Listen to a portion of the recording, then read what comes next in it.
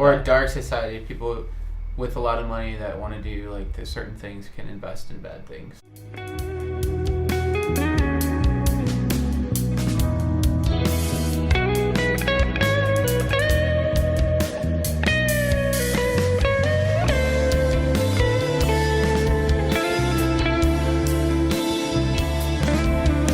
Oh, I want this to happen. It's that way right throw now. More money into it, and then this politician puts this legislation up that makes my company more money. We know that humanity is going to run out of oil at some point, but oil companies are some of the most invested companies in the world. They have so many people who are saying, here's my money, I trust this with you, you'll pay me dividends, right?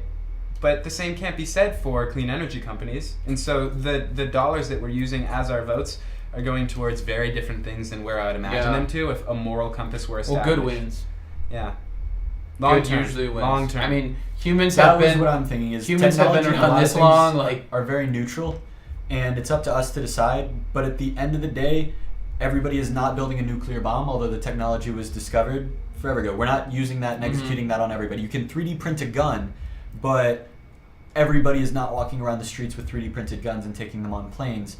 Although the potential is there for us to go and use blockchain and the internet to go and create a lot of inequality. At the end of the day, I would say that Wikipedia is a massive open source project that has created a lot of good for humanity. And Google has created a lot of good for humanity. And there's a positive and negative of everything, but at the end of the day, the good is always going to win. Yeah. The world's going to continue to spin, the planets are going to continue to go around the sun and win. Yeah. Google ads are good for humanity. Okay. That was good. I think when we think about equity in terms of our own lives, it is amazing to structure your time in that way. So, you're going to spend a few hours on something? Okay, I'm starting something. I'm going to do it for 4 hours. By the end of this 4 hours, what will be different about my life?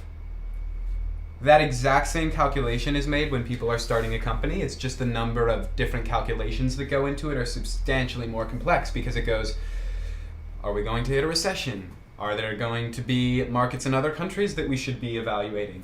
Are there going to be minor recessions in certain areas where we should avoid building businesses there, but certain areas are booming during this time?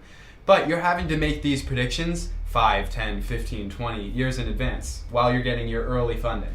And so that's why it's so difficult, and that's why so many people make so many mistakes of giving out too much equity right when they're getting started or overvaluing their company. And I think if someone's reaching out to you and offering to give you 35% of their company for building an app, if that does turn into the Amazon, then I need to start building more apps for people on Upwork for equity. I think the relationship is super important with equity. And when it's Upwork and you know nothing about me and you're trying to give me, at a minimum, 10% of your company and at a maximum, close to 40, 50%, it's like, what? Because I'm thinking, how are you going to provide value to me in the long term? When I'm thinking from my own company, how are you providing value to me in the long term? And they're offering these random schmucks on the street, 10% of their company, 35%.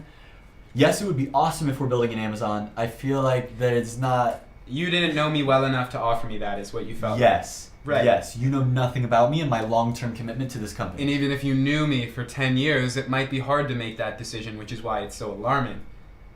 If we have known each other and we're starting a new business 10 years down the road, it might not work out still.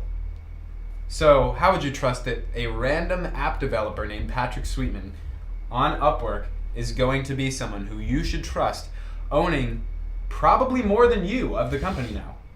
You should trust me. I'm a good developer, but how did you know that? And you should have done it and then controlled their entire company, because you would have been financially capable of doing it so long as there are two people involved. But I mean, then you have to deal with the time of and people who are dumb enough to give you 35% of their company. But I think that deal was from a schmuck. Like, that was not a real deal, because you'd have to go for you to actually get that money that they owe you or that equity. Like, do you get that amount of profit? Do you get that amount of revenue after they IPO? Do you how does it? There's a lot of legal stuff to go through. Like, just saying you get equity really doesn't mean anything until it's actually legal, So from a startup's perspective, you join on or you start a startup and you've got a couple employees working under you.